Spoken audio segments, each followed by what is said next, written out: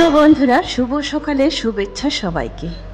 তো তোমরা বেশ কদিন ধরে দেখতে পাচ্ছ ব্লগে অনেকে বাড়িতে এসেছে, তাই না? আজকে সকাল সকাল ভাবছিলাম কি খেতে দেব। আজকে ছোলা সিদ্ধ করতেও ভুলে গিয়েছি। তো তাই ভাবছিলাম কি খেতে দেব। তারপরে এই যে দেখো, সকাল সকাল কাকু নিয়ে এলো হচ্ছে ইডলি ধোসা। তো এই ওরা তো এগুলা মানে ইডলি খায়নি।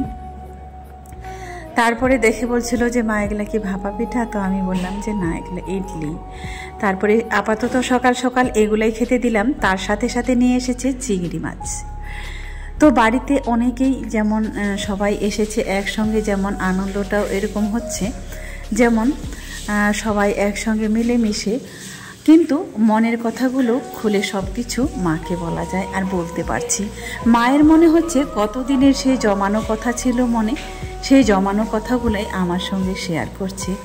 একটা সময় একটা পর্যায়ে পরিস্থিতিটা এমনই চলে আসে, সত্যি মানুষের বয়স হয়ে গেলে আর মানে আমি আমার কথাই বলছি, আমি যখন বসে যাব কোনো কিছুই করতে পারবো না, কারো কাছে হয়তো তখন আমার মূল্য হবে না।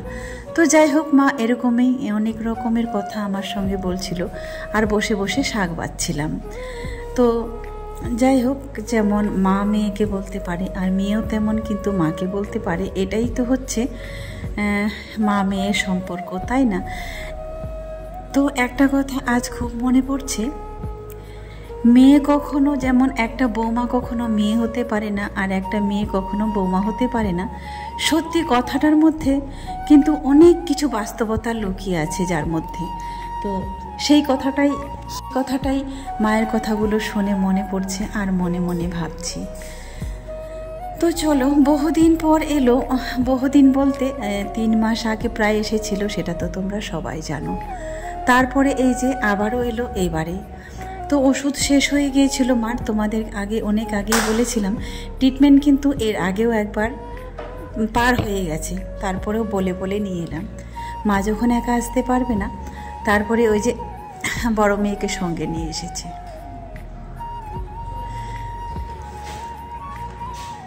তো চলো, আজকে করব শুশুনি শাক আছে, শুশুনি শাক ফেরে ভাজা, আর চিংড়ি মাছ নিয়ে এসেছে, আর করব আজকে পটল চিংড়ি। তো এগুলাই হচ্ছে আজকে রান্না করব। ওরা আপাতত খেয়ে দিয়ে কাপড় কাচ্ছিল। তো কাচাকাচিটা তো রোজ হয়, ওরা আসার পরে কিন্তু আরও বেড়ে গেছে। যেমন বাচ্চার কাপড়, সবার কাপড় দিয়ে কিন্তু অনেকগুলাই জমা হয়ে গেছে। তো ওরা দুবোনে, রিয়া আর ও কাপড় কাচাকাচি করে দুবোনে গিয়েছে ছাদে শুকাতে দিতে, আর আমি ঘরে কাজ করছিলাম, আমি রান্না বান্না করছিলাম। যে রান্নাটারও দেরি হয়ে যাবে করতে করতে, যাই হোক 2-3টা তরকারি করতে, ভাত হতে হতে একটু সময় লাগবে। তাই আমি বললাম আমি রান্নার দিকেই থাকি, আবার খিদে পেয়ে যাবে, মাকে আবার টাইমলি ওষুধ খেতে হয়। তো চলো, কাপড়গুলো শুকাতে দিয়ে এসে আমি ওদেরকে বললাম, 2 বোনে তোমরা স্নানটা করে চলে আসো ধীরে ধীরে। আর আমার তো 10টায় স্নান হয়ে যায়। আমার একটা অভ্যাসে পরিণত হয়ে গেছে, কি বলতো, সকালে সব বাসি কাজ করে টোরে ঠিক 9টার আগে আমার স্নান হয়ে যায়, কমপ্লিট হয়ে যায়। হয়তো দেখলাম বাথরুমে, ঘুম থেকে উঠে সবার প্রথমে বাথরুমে কাপড়গুলো ভিজিয়ে দিলাম, তারপরে কি বলতো মোছামুছি করে নিলাম, ঝাড়ু দেওয়া কমপ্লিট, তারপরে স্নানটাও হয়ে গেল। স্কুল থাকলে একটু মানে দেরি হয়, কি বলতো, ওদেরকে বের করে দিয়ে তারপরে স্নানটা করতে যাই। আর স্কুল যদি না থাকে, যদি বাড়িতেই থাকে, তাহলে তো 9টার আগে স্নান হয়ে যায়। ওরা একটু খামখেয়ালি করতে থাকে, এই বলতে বলতে ওদেরকে হয়ে যায়। সে স্কুল থাকলে তো ওদেরকে বলতে হয় না, ওরা নিজের একটা তাড়া থাকে। আর স্কুল যদি না থাকে তাহলে তাদেরকেও অনেকবার বলতে হয়। তো যাই হোক, মাকে আজ কাছে পেয়ে অনেকগুলো মনের কথা খুলে বললাম, আর মাও হয়তো অনেকগুলো কথা বলল। এই জমানো কথাগুলো হয়তো কাউকে বলতে পারিনি কোনোদিনও, মনের ভিতরেই থেকে যাচ্ছিল। তাই মনে মনে ভাবছি, আজ হয়তো বহুদিন পর মাকে পেয়েছি বলে এই কষ্টের কথাগুলো খুলে বলতে পারলাম। আর যদি না আসতো তাহলে হয়তো সেটাও বলতে পারতাম না কোনোদিনও। তো একটা কথাই আমি ভাবি, মেয়েদের কাছে আর মায়ের কাছে মেয়েরাই মনে হয় সব থেকে সেরা। একটা মা মেয়েকে যতগুলো কিছু বলতে পারে খুলে, সেটা কিন্তু কখনো একজন ছেলের বউকে কোনোদিনও বলতে পারে না। এই বাস্তব কথাগুলো বলতে গিয়ে হয়তো কারো খারাপ লাগবে কিংবা কারো ভালো লাগবে, কিন্তু সত্যি এটাই বাস্তব। আমিও যেমন আমার মেয়েকে কাছে পেয়ে যতটা খুশি হই, হয়তো তেমন আমার মাও আমাকে পেয়ে কাছে ঠিক ততটাই খুশি হয়। একটা সময় যখন বাড়িতে ছিলাম, কাছাকাছি ছিলাম, তখন হয়তো কি বলতো, আমার হাতে কোনো সামর্থ্য ছিল না। সত্যি কথা বলতে, যতদিন বাড়িতে ছিলাম তখন আমার হাতে হয়তো অতটা সামর্থ্য ছিল না নিজের ক্ষমতায় মাকে একটা শাড়ি কিনে দেবো কিংবা বাবাকে একটা গেঞ্জি কিনে দেবো। সত্যি কথা বলতে এই সামর্থ্যটা ছিল না।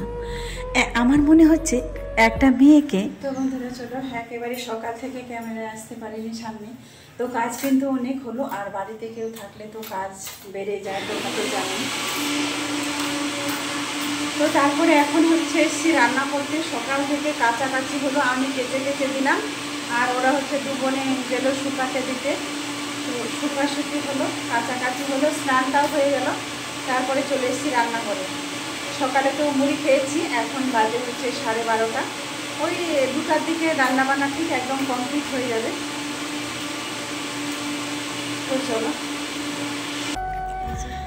তো চলো তোমাদেরকে যে কথাটা বলতে চাইছিলাম আর যেটা বলছি, এদিকে ভাতটাও বসিয়ে দিয়েছি আর ওইদিকে দিয়ে দিয়েছি দুধটাও। এই গরমে দুধ আর খেতেই চায় না, তাই 2 দিনের 3 দিনের জমানো হয়ে গেছে। আর এই যে নাতি খাওয়ার জন্য বায়না করেছিল, তো ওকে বানিয়ে দিচ্ছে রিয়া ডিজাইন করে লুচি। বাচ্চাদের একটু বিভিন্ন রকমের ডিজাইন করে দিলে হয়তো তারা খুব খেতে পছন্দ করে, কিন্তু ও কি বলতো, এই ট্রেনে এতটা জার্নি করে এসেই কিন্তু অসুস্থ হয়ে পড়েছে। আর এই যে দেখো, এখানে পটল চিংড়ি করব বলে সব কিছু লবণ হলুদ দিয়ে রেখেছি, এখন মাখাবো। আর এখানে চিংড়িটা ভাজা হয়ে গেছে। চিংড়ি মাছ খেলে তো সবার অ্যালার্জিটা বেড়ে যায়, তাই আমি অতটা খাইনি। হয়তো কেউ আসলে পরে হঠাৎ করে 200 কিংবা 250 আনা হয়, নাহলে কিন্তু হয় না। তো চলো এবার চিংড়িটা ভেজে নিই। তো যেটা কথা তোমাদেরকে বলতে চেয়েছিলাম, একটা মেয়ে শ্বশুর বাড়িতে যখন থাকে, হয়তো প্রত্যেকটা মেয়ের এতটা অধিকার শ্বশুর বাড়িতে গিয়ে কখনো পায়নি। নিজ স্বাধীনভাবে চলাফেরা করার, স্বাধীনভাবে মুক্তভাবে সমস্ত কিছু করার, এটাই কথা আমি বলছি। আজ যখন আমি নিজের বাড়িতে ছিলাম, বলতে শ্বশুর বাড়িতে ছিলাম, ওই যে বললাম একটা যে কাউকে আমি গেঞ্জি কিনে দেবো, সেটা হয়তো সামর্থ্য আমার ছিল না। তো যাই হোক, উপরওয়ালার দোয়ায় আর তোমাদের আশীর্বাদে আজ হয়তো সৎপথে চলছি, আজও সৎপথে আছি। মেদিনীপুরে আজ থেকে আমার 10 বছরের জার্নি। তো কেউ আজ পর্যন্ত বলতে পারবে না আমার কাছে 10 টাকা পাবে কিংবা 10 টাকা আমাকে ঠকিয়ে খেয়েছে। দেখো, আমি মনে করি পরিশ্রম করে খাবো, তবুও যেন কেউ আমাকে বলতে না পারে যে তোর কাছে আমি টাকা পাবো কিংবা তুই কেনই দিসনি। আমার সবসময় এটা মনে হয়, সবসময় কেন জানি মনে হয় পরিশ্রম করে খেতে। দেখো, আজ আমি টিউশনি পড়িয়ে খাচ্ছি, ইউটিউব ফেসবুক এখান থেকে আর্নিং করি, তাই তো তার পাশাপাশি এই ফেসবুক ইউটিউবের পাশাপাশিও কিন্তু টিউশনটা আমি এখনও ছাড়িনি। কারণ কি বলো তো, যেটা দিয়ে আজ আমি এই পর্যন্ত দাঁড়িয়ে আছি, আজও শিরদাঁড়াটা সোজা করে 2টো সন্তান নিয়ে বেঁচে আছি ভালোভাবে, সেটা কিন্তু আমার টিউশনি দিই। তাই আমি ওটা কখনো ছাড়তে চাইনি কিংবা ছাড়িওনি, যেহেতু সেটাই আমাকে আলোর পথ দেখিয়েছে। এবার বলতে পারো অনেকেই যে টিউশনি দিয়ে ক টাকা হয়। তো দেখো, শহরের টিউশনি আর গ্রামের টিউশনি দুটোর মধ্যে কিন্তু অনেকটাই তফাৎ আছে।